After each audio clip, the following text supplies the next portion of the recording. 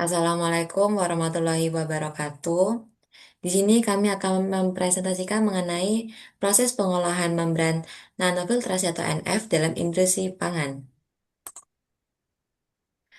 Yang beranggotakan saya sendiri Zakia Jian Kamila dengan NIM akhir 1010. Saya Manzatur Rahma dengan NIM akhir 1006. Dan saya Siti Nurailatus Salma dengan NIM akhir 1095. Yang pertama mengenai latar belakang. Industri pangan membutuhkan proses pemisahan yang efisien untuk menjaga kualitas produk. Metode konvensional seringkali membutuhkan energi besar dan kurang selektif, sehingga dikembangkan teknologi membran seperti NF yang lebih efisien dan modern. Nanofiltrasi sendiri adalah metode penyaringan dengan membran yang sangat halus untuk memisahkan zat-zat tertentu dari cairan. Next.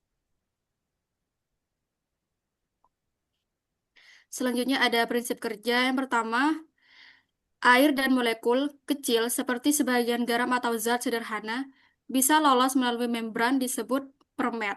Terus yang kedua, zat yang lebih besar seperti protein, bakteri atau partikel lain akan tertahan atau disebut retentate.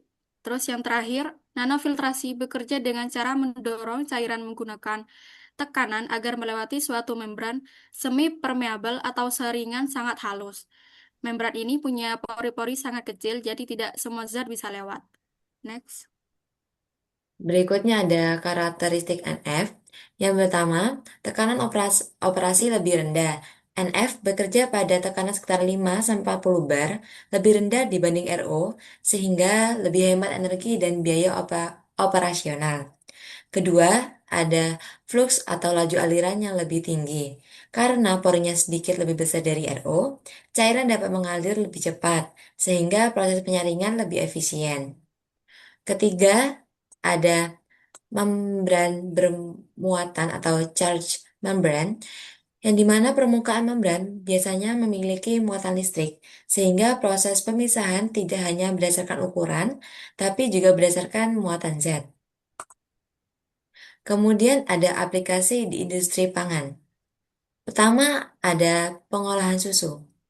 NF digunakan untuk memisahkan laktosa, mineral, dan protein. Dengan proses ini, susu bisa dibuat lebih terkonsentrasi atau disesuaikan kandungannya, misal untuk produk rendah laktosa atau peningkatan kadar protein. Kedua, ada pemurnian jus buah, yang dimana NF membantu menghilangkan kotoran, mikroba, atau zat yang tidak diinginkan tanpa menghilangkan rasa dan nutrisi. Hasilnya jus tetap segar, jernih, dan berkualitas tinggi. Ketiga, ada pengolahan minyak nabati.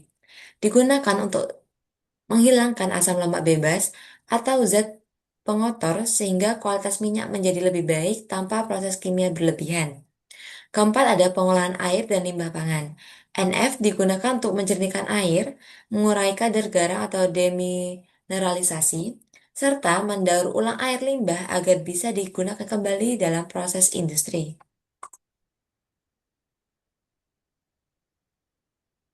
Kemudian ada fungsi NF. Yang pertama ada konsentrasi produk, kedua pemurnian, tiga demineralisasi, dan yang terakhir pengurangan mikroba. Next.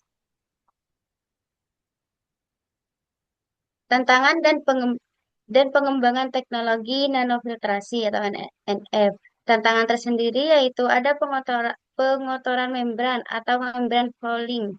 Yang kedua, polarisasi konsentrasi. Yang ketiga, aliran konsentrasi atau restantat. Yang keempat, material membran. Kemudian ada pengembangan. Pengembangan sendiri terdiri dari modifikasi material membran. Kedua, pembuatan membran baru. Tiga, pengolahan limbah farmasi dan industri. Empat, optimalisasi sistem. Dan yang terakhir, teknologi ramah lingkungan. Prospek masa deep non nanofiltrasi diprediksi akan terus berkembang, terutama dalam aplikasi pradesalinasi dan pengolahan air bersih dengan memanfaatkan material membran yang lebih tahan lama dan selektif.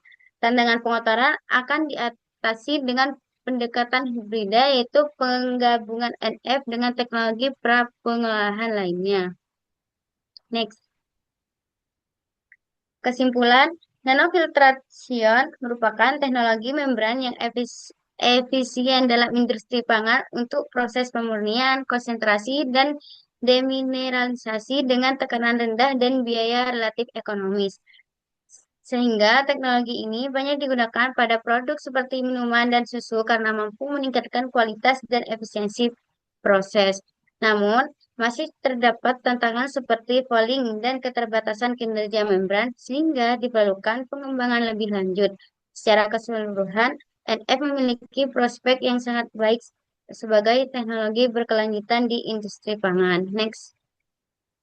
Sekian presentasi dari kelompok kami, kurang lebihnya mohon maaf. Assalamualaikum warahmatullahi wabarakatuh. Waalaikumsalam warahmatullahi wabarakatuh.